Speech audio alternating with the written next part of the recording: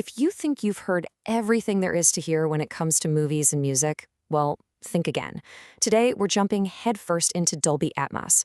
This is the audio tech that's completely rewriting the rules, building soundscapes so real, you'll feel them in your bones. Let's do this. So what is Dolby Atmos, really? Okay, forget everything you know about stereo. This isn't sound coming at you from a couple of speakers. Nope. This is a full-on 3D dome of sound. It treats individual sounds like objects that can be placed and moved anywhere in the space around you. And yes, even directly overhead. It literally puts you inside the action. All right, so you're on board. You're ready for this whole immersive sound thing. The problem is there are thousands of movies and albums out there mixed in Atmos. With all that choice, finding the truly mind-blowing stuff can feel kind of overwhelming, right? Where do you even start? Well, that's where we come in. We did the homework for you. We've been digging through all the forums, places like AVS Forum, Reddit, you name it, to find out what the real audio nerds and home theater buffs are freaking out about. We're here to share the absolute best of the best films and albums that are setting the gold standard for immersive audio.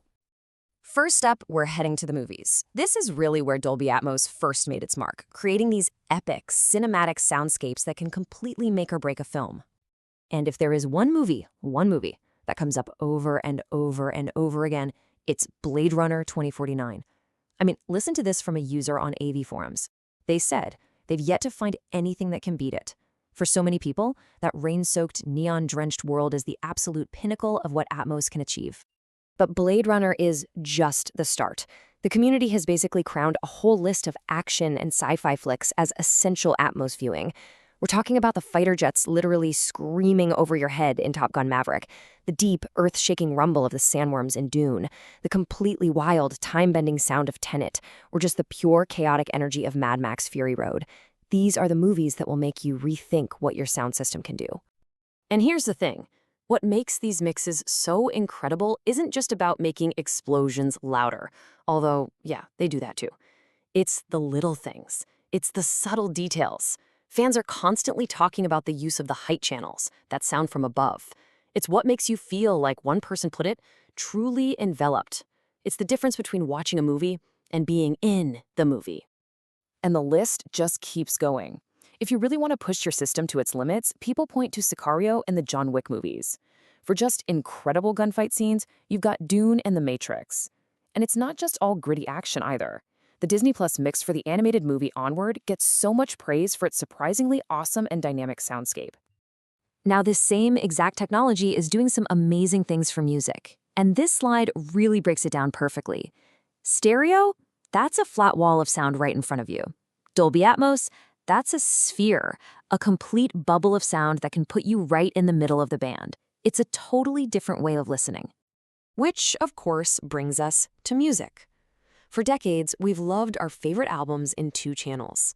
But spatial audio is letting artists and engineers completely reimagine these timeless classics and create brand new ones, building the ultimate audiophile playlist. And you kind of have to start with a legend, right? On Reddit, people cannot stop talking about the Atmos mix of Pink Floyd's Dark Side of the Moon. This one user on r/audio science review just hit the nail on the head. They said the album's psychedelic layers come alive in ways stereo never could. And they are not wrong.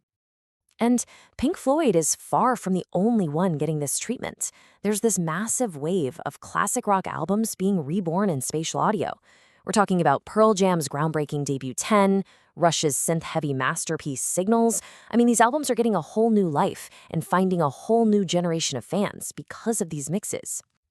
So what makes them so good? It's all in the details. One person talking about the Beatles track The End mentioned its swirling overhead instrumentation. You see, it's not just making it louder. It's about taking the song apart and putting each guitar, each vocal, each drum fill in its own spot around you. The clarity is just incredible. And of course, this isn't just about looking backwards. Today's biggest artists are all in on Atmos. Albums like The Weeknd's Dawn FM or Taylor Swift's Midnights were built from the ground up with spatial audio in mind, creating these really deep, complex experiences that are just pushing music production forward. Okay, now here is a real pro tip, straight from the forums. You know the big names, but a poster on AV Forums made this huge claim for a bit of a hidden gem, the album Point by Yellow. They called it probably the best Atmos music album they've ever heard, and maybe the single best demo for the tech, period. If you want your mind blown by what's possible, you have to check that one out. So movies, music, we've covered a lot of ground. But let's bring it all home and talk about why any of this really matters. Because it's about so much more than just fancy new tech. You know, you might be thinking, this sounds cool, but I don't have a massive home theater. Well, guess what? You don't need one. Check out this post from a user on X. They grabbed a pair of AirPods Pro and said they are extraordinarily stoked by the experience. The point is, this tech is more accessible right now than it has ever been. When you get right down to it, Dolby Atmos isn't just another feature on a box. It's a tool that gives artists a bigger canvas. It lets them pull us deeper into their worlds, to make us feel more. It's about using technology to strengthen that emotional connection we have to the songs and movies we love. And that's our deep dive into the world of Atmos. We've given you the top picks from the folks who live and breathe this stuff. So now, the question is for you. Go fire up your system, put on your best pair of headphones, and tell us, what incredible soundscape are you going to explore first?